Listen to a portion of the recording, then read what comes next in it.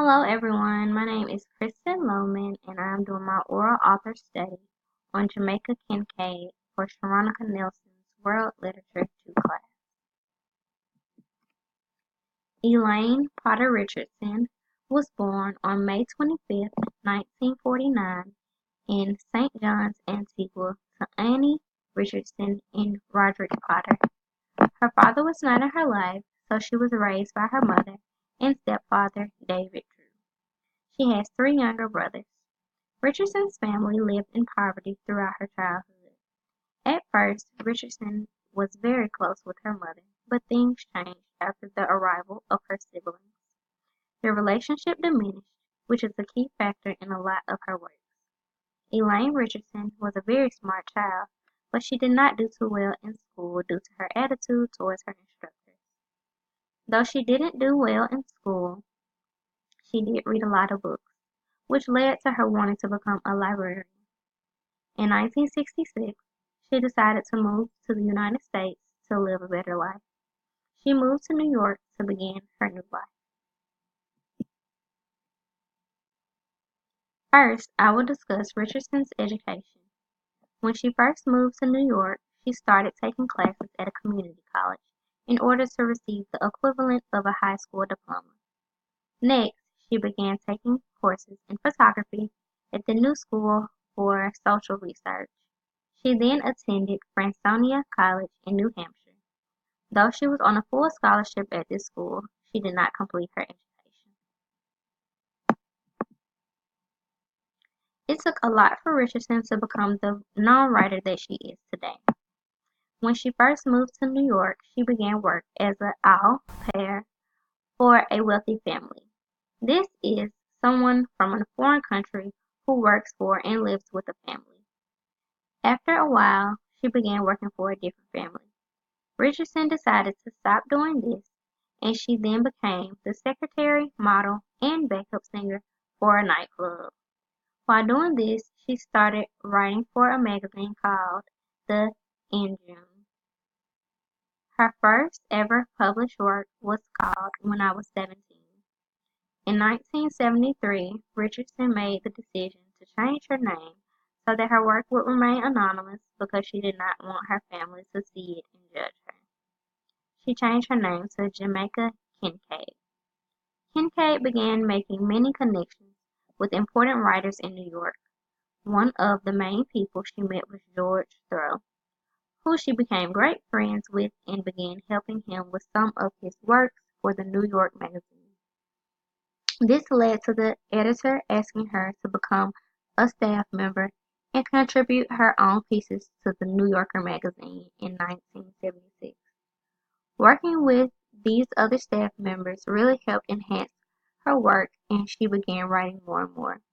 In 1983, she began her new career with the publication of her first book.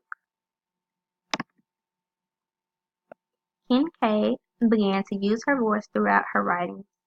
Some major works she has published are followed: My Brother, published in 1997, A Small Place, published in 1988, Annie John, published in 1985, At the Bottom of the River, published in 1983, Lucy, published in 1990, See Now Then, published in 2013, The Autobiography of My Mother, published in 1996, and Mr. Potter, published in 2002.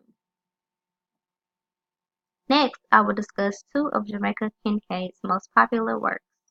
First, At the Bottom of the River is a book composed of 10 short stories written in prose. Most of the stories were published previous to the publication of this book. The short stories mostly follow relationships between a mother and daughter. These stories heavily reflected Kincaid's life back in Antigua and her relationship with her own mother. One of the popular short stories in this book is Girl. Girl is written from the point of view of a little girl who continually receives instructions from her mother on how to lead a successful life as a woman. Most of the instructions written in this short story are actually things that Kincaid would follow in her native country. The second book is See Now Then. This book follows the Sweet family. This is a family of four, Mr. and Mrs. Sweet and their two sons. The parents are going through a bitter divorce, and this leads to the mother becoming severely depressed. This book is said to be fiction by Kincaid, but a lot of critics question this because of how closely related this story is to her actual life. Along with writing these amazing books, Jamaica Kincaid has won many awards. Some of the biggest awards she has won is the Morton Darwin Zabel Award of the American Academy of Arts and Letters for At the Bottom of the River, the Guggenheim Award for her fiction writings, the Aeneas Field Wolf Book Award for the autobiography of my mother, the Lannan Literary Award for fiction, the American Book Award for See Now Then, and the Dan David Prize in Literature. Jamaica Kincaid is a wonderful asset to the world of literature. She is praised by most critics. Her works are especially geared towards feminists, in which she always writes about women persevering or finding themselves. Geared towards African Americans, because a lot of her writings are reflective of what goes on in the African American home, and geared towards world literature because she is constantly representing her native home and the West Indies in her work. Jamaica Kincaid was extremely timid about her writing at first, but her drive and determination led her to write so many great novels that have affected many lives. Alongside being a successful author, Jamaica has made a pretty has had a pretty nice life. She is now 68 years old and lives in North Bennington, Vermont. She married Alan Shaw in 1979, but unfortunately they are divorced. She has had two children, Annie and Harold, who are successful in the music industry. Due to her assets in literature, she has received many honorary degrees. She has received these degrees from Williams College, Long Island College, Amherst College, Bard College, Middlebury College, and Wesleyan University. Now, Kincaid keeps herself busy by teaching and being the head of her son's fan club. She has taught at Harvard, Bennington College, and Claremont McKenna College. These are my works cited. These are the websites that I use to get all of my information on this author. And this is the conclusion of my oral author study. I hope you all enjoyed. If there are any questions, my email is